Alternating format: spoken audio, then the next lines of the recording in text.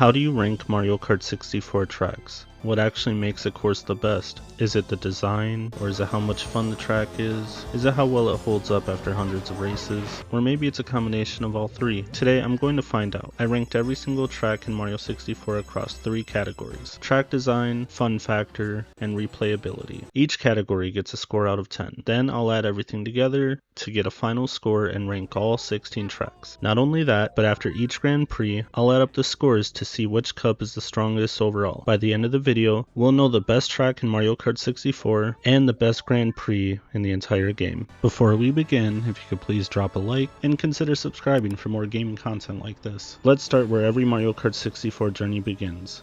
Mushroom Cup. Luigi Raceway is exactly what an opening track should be. It's simple, approachable, and it does a good job teaching players the basics. It's iconic and the course has a nice sense of speed for such a straightforward layout. The downside is that once you've learned the track, there isn't a lot left to discover. It's solid but not particularly exciting. For the track design, I'm going to give Luigi Raceway a 7. For fun factor, also a 7. For replayability, I'll give it an 8.25. That gives Luigi Raceway a final score of 22.25 and puts it in first place. Next up is Moo Moo Farm. This is one of those tracks that I don't dislike, but I also don't find myself thinking about it very often. The moles add a little bit of chaos and the dirt road setting helps it stand out, but overall the layout is pretty basic. For track design, I'm giving Moo Moo Farm a 6. For fun factor, it's a 6.5, and for replayability, it's a 7. That gives Moo Moo Farm a score of 19.5 points, putting it right behind Luigi Raceway. Next is Koopa Troopa Beach. This is where Mushroom Cup starts getting interesting. The beach setting is fantastic, the cave shortcut is iconic, and it's one of those tracks that stays fun whether you're casually playing it with friends or trying to perfect every turn. For track design, I'm giving Koopa Troopa Beach an 8.5, for fun factor an 8, and for replayability a 9.5. That gives Koopa Troopa Beach a score of 26 points and launches it into first place. The final Mushroom Cup track is Kalimari Desert. Even all these years later, this course still feels unique. The train isn't just background sensory, it's something you actually have to pay attention to during the race. And it gives the track a personality that few other courses have. For track design, I'm giving it a 9. For fun factor, a 7. For replayability, also a 7. That gives it a final score of 23. That gives the Mushroom Cup Grand Prix a total score of 90.75 points out of 120. Now let's move on to the Flower Cup. We start with Toad's Turnpike. I've always liked this track, more than a lot of other people seem to. The traffic creates consistent tension, and one mistake can completely change the race. This isn't the course you play if you're just looking to relax, you really gotta focus. For track design, I'm giving Toad's Turnpike an 8.25. For fun factor, an 8. And for replayability, a 9. That gives Toad Turnpike a final score of 22.25 points. A very strong start for Flower Cup. Next is Frappe Snowland. This ended up being my lowest rated track in the game. I don't hate it, but compared to everything else in Mario Kart 64, it just doesn't leave much of an impression. The layout is fine and the theme is good, but it's just too basic. For track design, it's a 6. And for fun factor, also a 6. And replayability, a 5. That gives Frappe Snowland 17 points. Then we have Choco Mountain. The track is constantly trying to throw you off the edge. Between the narrow roads and falling rocks, there's always some level of danger. It's memorable, but it can also be frustrating. For track design, I'm giving it a 7.5. For fun factor, a 7. And for replayability, 6.5. That gives Choco Mountain a final score of 21. And next, Mario Raceway. This feels like Luigi Raceway's older brother. See what I did there? The turns are better and the layout is more interesting and it feels more rewarding to win. For track design, I'm giving Mario Raceway an 8, and for fun factor also an 8. And replayability, also an 8. That gives it a final score of 24, and with all 4 tracks added together, Flower Cup finishes with 87.25 points out of 120.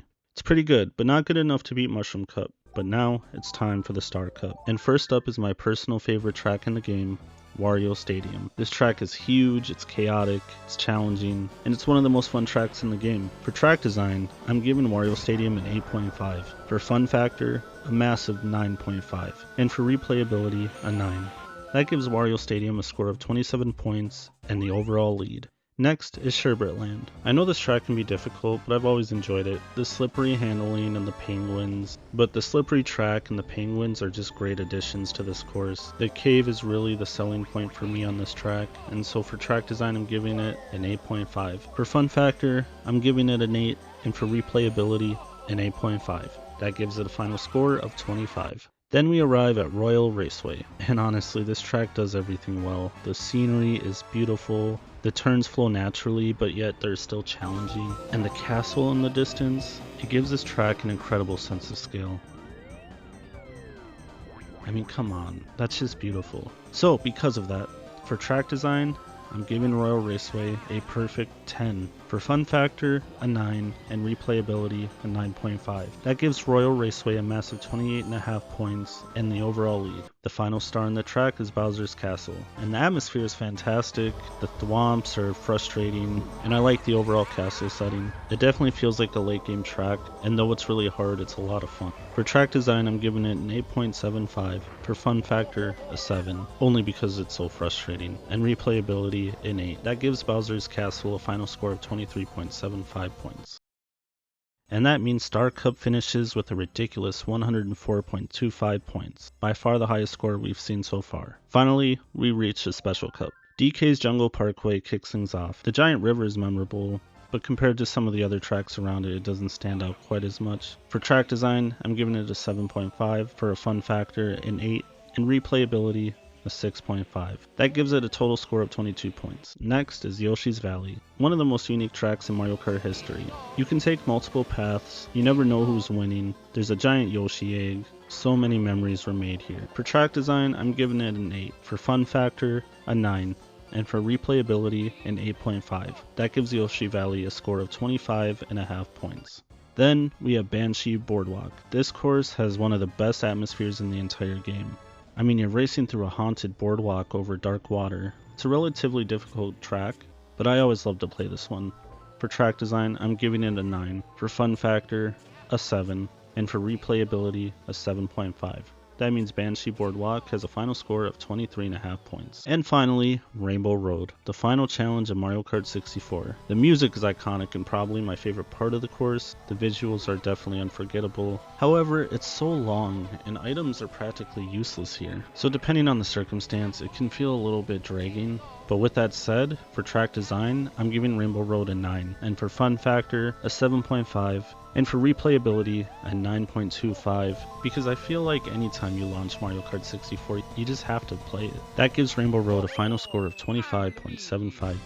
With everything added together, Special Cup finishes with 96.75 points, and that's good enough for second place. So now, for the final rankings. If we were just referring to Grand Prix, in fourth place, we have Flower Cup. In third place, Mushroom Cup. In second place, Special Cup. And in first place, Star Cup. And as for the tracks themselves, in third place, we got Koopa Troopa Beach. In second place, Wario Stadium. And according to these rankings, the best track in Mario 64 is Royal Raceway, a perfect example of a track that doesn't just rely on a gimmick. You can also take a look at the entire ranking here on screen now. I'll also post them in the description. But with that said, thank you so much for watching, and consider subscribing for more content like this. Have a good day.